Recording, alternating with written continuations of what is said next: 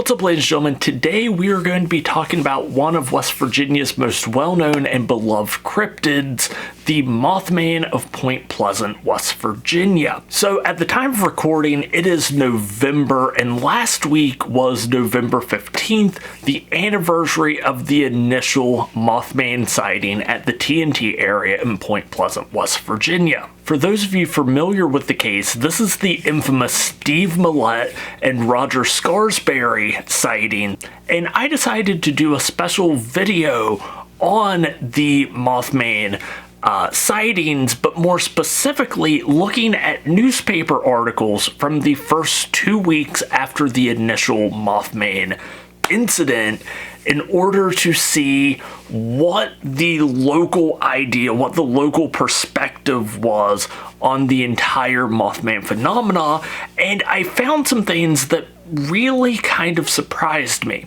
So if taking a look at the Mothman from a historical perspective instead of the usual paranormal storytelling perspective is something that interests you, I hope you stick around till the end of this video because there were a lot of weird things I noticed and discovered while doing the research for this video. So the first article talking about the creature that would eventually become known as Mothman came out November 16th, 1966 in a Wednesday edition of the Point Pleasant Register.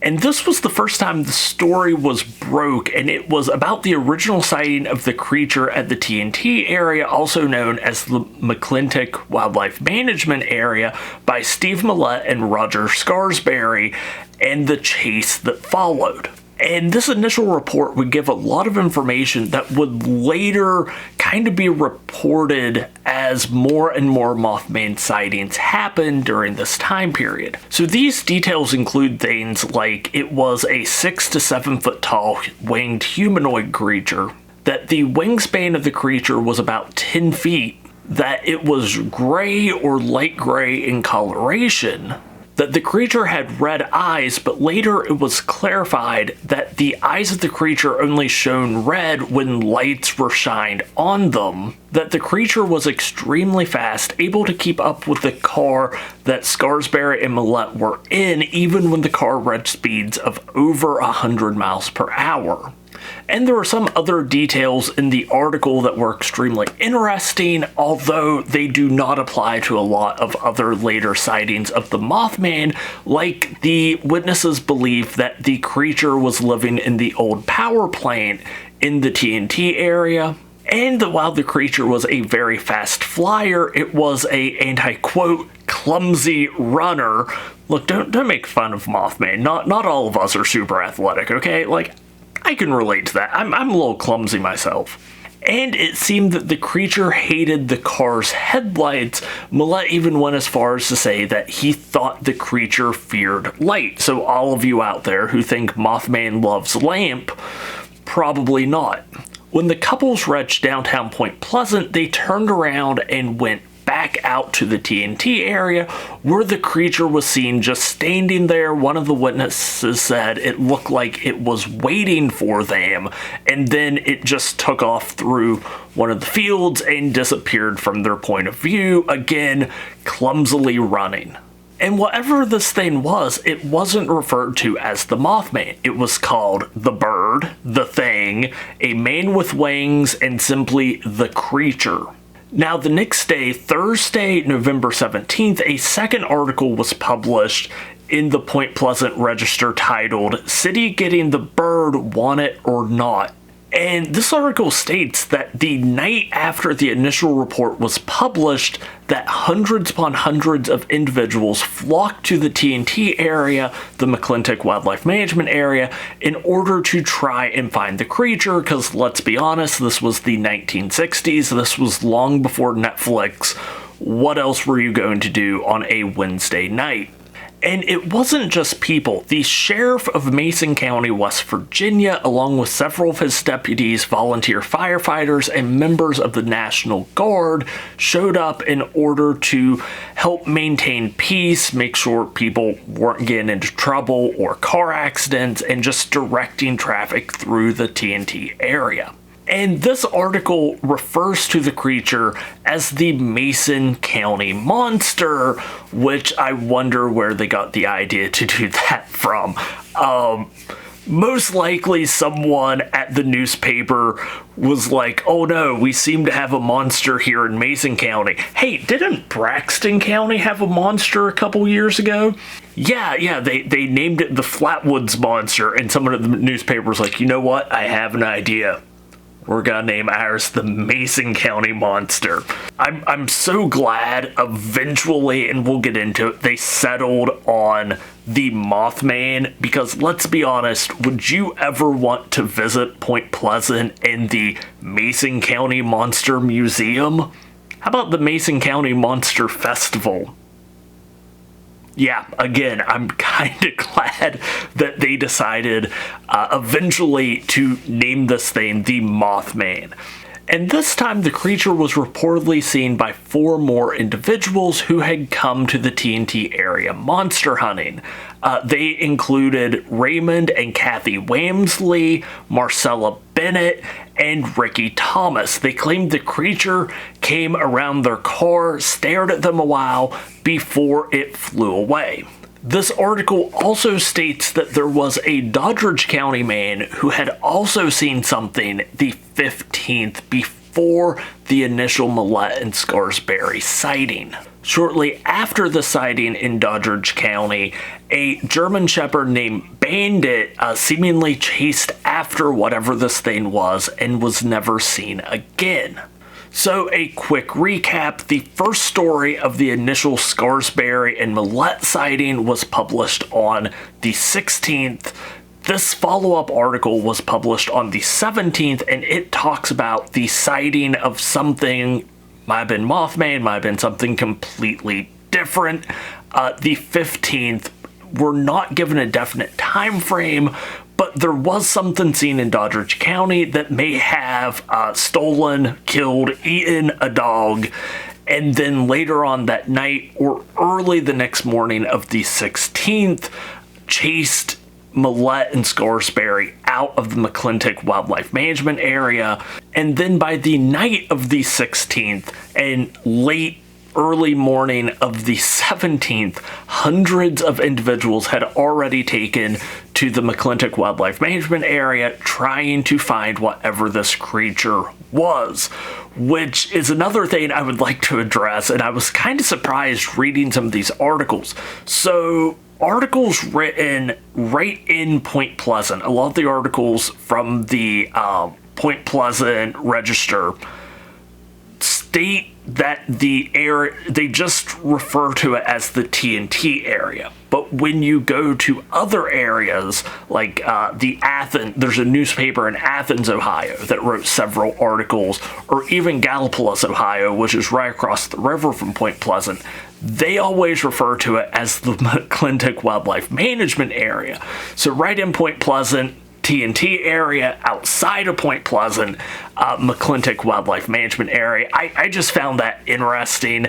It seems like everyone in Point Pleasant knew exactly where they were talking about when they said the TNT area, and everyone outside knew it by its formal name, and or they knew if they called it the TNT area, they would probably also have to explain that at one point Point Pleasant had a bomb factory that had been decommissioned and turned into a wildlife sanctuary. So I just found that super, super interesting. It's like, wait, Point Pleasant had a what? Yeah, they had a bomb factory.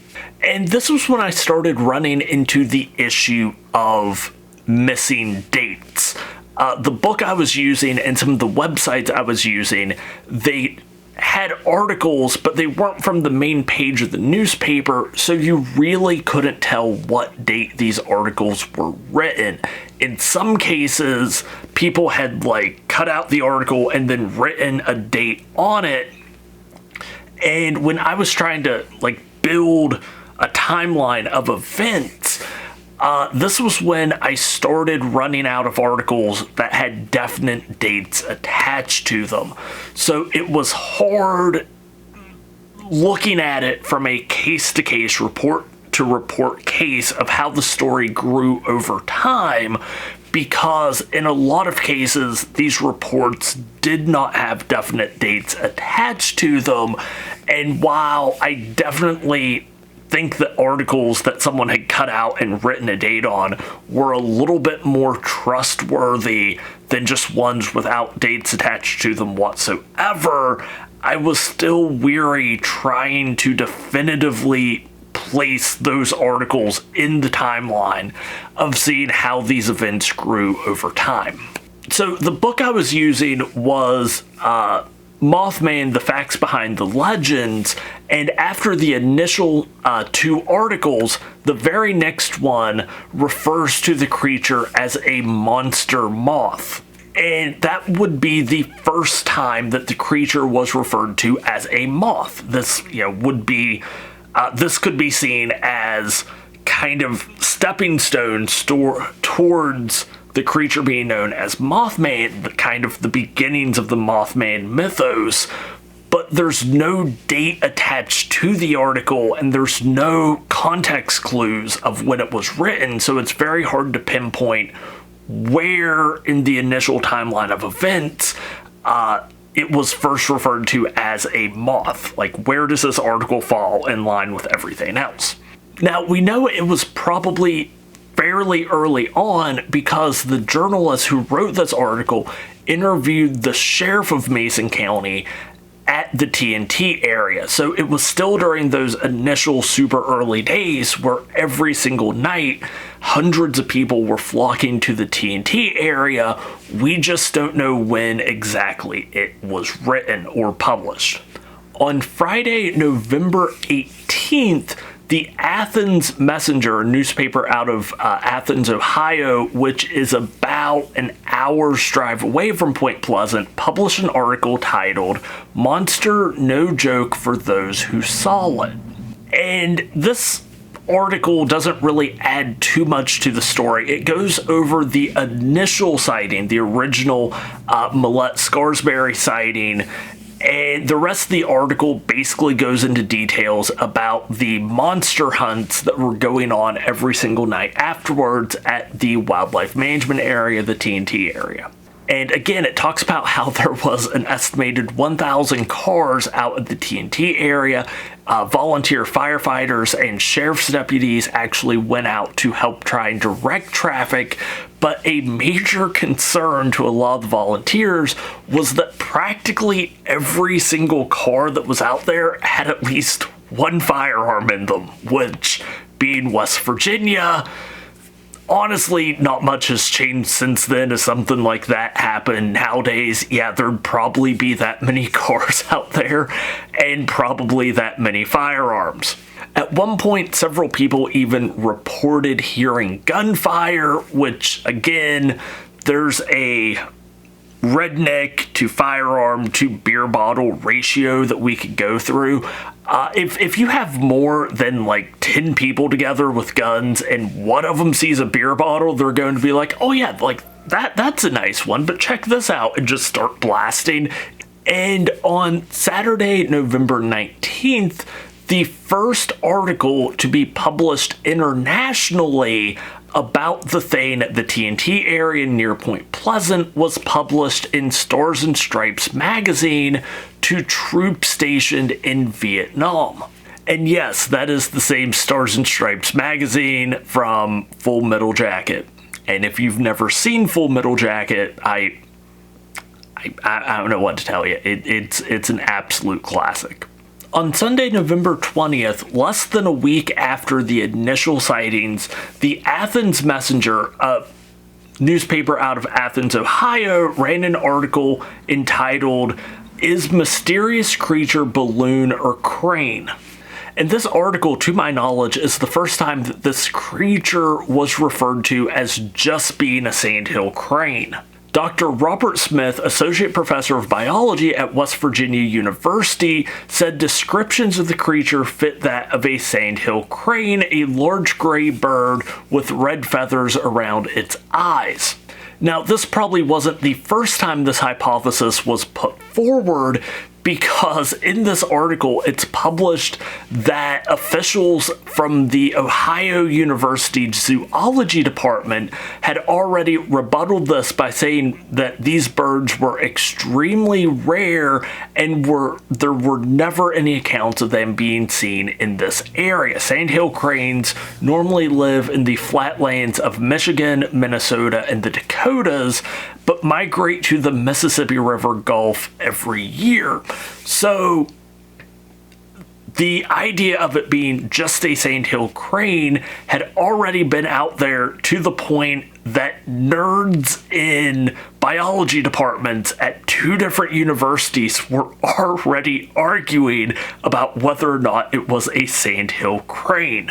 And a couple months ago, I did a short on the Mothman just being a sandhill crane, and it being weird that both the Mothman and the Flatwoods Monster, a lot of people dismiss both of them as just being birds, and several people left comments that they had never heard of the Mothman just being a bird, and that I needed to cite better sources because they had never seen or heard of anything like that. So if you're one of those people that left one of those comments, you can't see my hands right now, but I'm giving you a gesture. I'll give you a hint. It's also a type of bird. Now, people brought pictures and illustrations of sandhill cranes to the original witnesses, and all of them agreed that whatever it was that they had seen was not this bird that was being shown to them now. There was also a school in Huntington, West Virginia that had set loose several weather balloons, and one of the teachers responsible for that came out and was like, yeah, probably what they saw was just a weather balloon. It's like winged humanoid that chased their car at 100 miles per hour and then ran away clumsily, or a balloon. You cannot tell the difference between the two. Now, there was another article, this one also appeared in Stars and Stripes magazine. This one was cut out and someone had handwritten November 20th, 1966 on it. Again, probably not a super reliable way to set up a timeline of events using, just handwritten notes like that. But this article was titled, 4 More Say They Saw Red-Eyed Whatever, which, again, I'm so glad that eventually Mothman was the name that stuck, because I guarantee if they had a statue of the red-eyed whatever, it would not have an amazing butt. And also, I don't think anyone would have watched the red-eyed whatever prophecies. Like, I don't think that movie would have done very well. But this article is important because it gave a more detailed report of the incident that happened in Doddridge County. Newell Partridge reported that on November 15th, about 90 minutes before the initial sighting in Point Pleasant, his television started acting up. And at the exact same point, his $350 German Shepherd, I do not know why the monetary value of this guy's dog is so important, but you see that $350 number just showing up in article after article after article. There's even articles that don't say the dog's name was Bandit, but it says how much he paid for the dog. Which is like, okay, fine, that's how we're doing it, I guess. Cool, good to know. Anyways, the dog started acting weird and barking at something in front of the house. Partridge would go grab a flashlight, open up the front door, and shine the flashlight out into the yard, where he saw 2 bright red, what he referred to as reflectors, looking back at him. The dog took off after whatever it was, both of them disappeared, and then the dog was never seen again. So I'm going to talk about 2 last articles in this video that, while they do not have dates attached to them, there are some context clues of when they were written and published. The first one was credited to the Gallipolis Daily Tribune, a paper out of Gallipolis, Ohio, which is right across the river from Point Pleasant. and it's titled 8 Witnesses Now Testifying to Seeing Flying Creature. And while there's no date attached to this article, it does refer to the weekend before the first sighting, so the weekend of November 12th, as being last weekend, meaning this article was probably published in between November 17th and November 20th. And this is such an important article because I feel like it's the first one that brings together 3 of the major sightings, that being the Millette-Scarsbury, the Partridge, and the Kenneth Duncan sightings, all 3 of which probably make up what most people think of when they think of the Mothman mythos. And this article, again, was published sometime between the 17th and the 20th of November. So the main source of a lot of the stories attached to the Mothman legend was already published a little over a week after the initial sighting. Now, Duncan was a resident of Blue Creek, that is near Charleston, West Virginia, and he claimed that while him and some friends were digging a grave for his brother-in-law, they saw a, and I quote, brown man fly past them. Again, so this article was most likely written sometime between November 17th and November 20th. And then for the rest of the article, it just talks about the Millette-Scarsbury sighting and the Partridge sighting, the Noel Partridge sighting. I don't think there were anyone trying to say that the Mothman was a partridge, but now, the last article we are going to talk about is credited to the Fairmont Times of Fairmont, West Virginia, and it's entitled Excitement Dying Down, Mysterious Mothman Still at Large. And this article opens by saying, and I quote, the excitement began 2 weeks ago. So this article was probably written and published sometime between November 27th and December 4th, roughly 2 weeks after the initial sighting on November 15th. And this article, again, basically just sums up the Millette-Scarsbury sighting, the monster hunting groups at the TNT area, and the W professor, who is just trying to say that it was a sandhill crane, but this would be the first time that the creature was referred to as the Mothman that I could roughly guess a date on. So in conclusion, if we're going to put together a timeline of events, on Saturday, November 12th, there is the sighting in Blue Creek, West Virginia of the flying brown man. Then on November 15th, a red-eyed creature is seen in Doddridge County.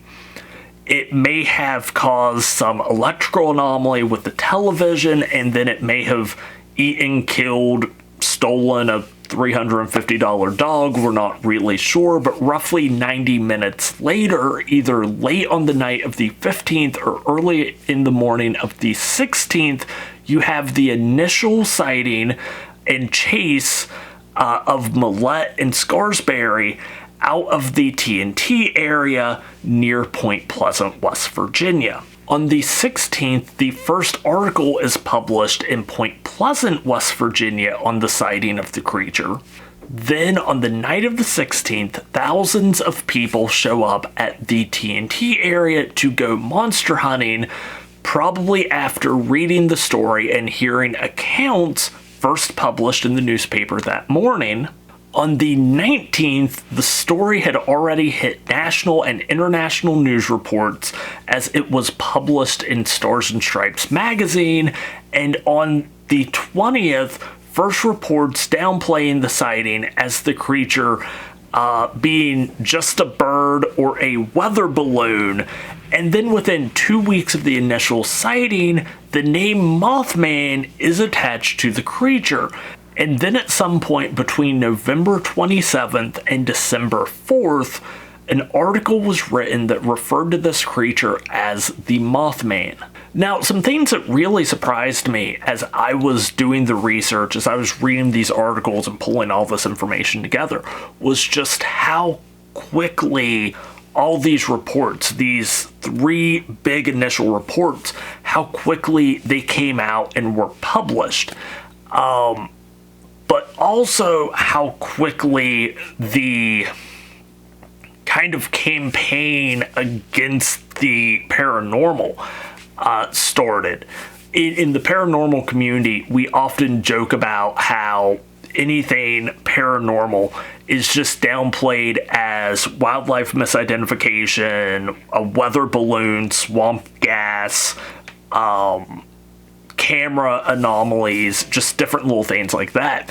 But it was very interesting to see just how quickly individuals were kind of coming out of the woodwork to try and discredit what was seen here. Another thing that kind of surprised me was a lot of the time when I think of the Mothman and the reports of the Mothman, I think of the town of Point Pleasant. Most documentaries and videos and articles and books and stuff that I read focus on this being around Point Pleasant. Everything being focused around this one town on the Ohio River, when even the town of Point Pleasant was referring to it as the Mason County Monster. They saw it as being something from out at the TNT area. Again, another thing I found fascinating was, depending on where the articles were written, so the closer to Point Pleasant the article was written, the more likely it was to refer to where the initial sighting took place as the TNT area, and refer to it as a Mason County sighting. And then the further away from Point Pleasant you got, the more likely it was to refer to it as the McClintock Wildlife Management Area and refer to where the sighting happened as Point Pleasant. Just some weird how people refer to things geographically depending on where they're looking at the problem from. That was kind of super fascinating to me as well. The other thing that kind of stuck out to me was I didn't find any articles that referenced the Flatwoods Monster or the Braxton County Monster, but the fact that it was initially, whatever was being seen was referred to as the Mason County Monster was really funny to see. Just how, commonly named those two creatures were initially. That really stuck out to me as being fairly interesting. So I hope you enjoyed this video looking at really the story of the Mothman, how it was kind of presented, especially back then, through newspapers, and just how quickly all the key stories associated with the Mothman sightings were published. And I might do a video where I go into the 1967 sightings. From the little bit of research I've done into 1967, there isn't a ton of Mothman sightings, but there are a lot of what I describe as high strangeness in and around the Point Pleasant area. The one other takeaway, just real quick, is there are several people who look at this case as a case of mass hysteria. Like, there was this one little town in West Virginia on the Ohio River that was suffering of mass hysteria, that claimed to see this, red-eyed creature, and just the reports swept through this community. But again, even Point Pleasant saw this as a Mason County problem. It wasn't, there are very few reports, again, initially, at kind of the peak of the interest in this thing, directly from Point Pleasant. But again, I really enjoyed putting together this video and timeline. If you enjoyed it, share it, comment, subscribe to the channel if you haven't. But until next time, I'm the best Virginian, and don't forget to stay wild and stay wonderful. And I'll talk to you next time.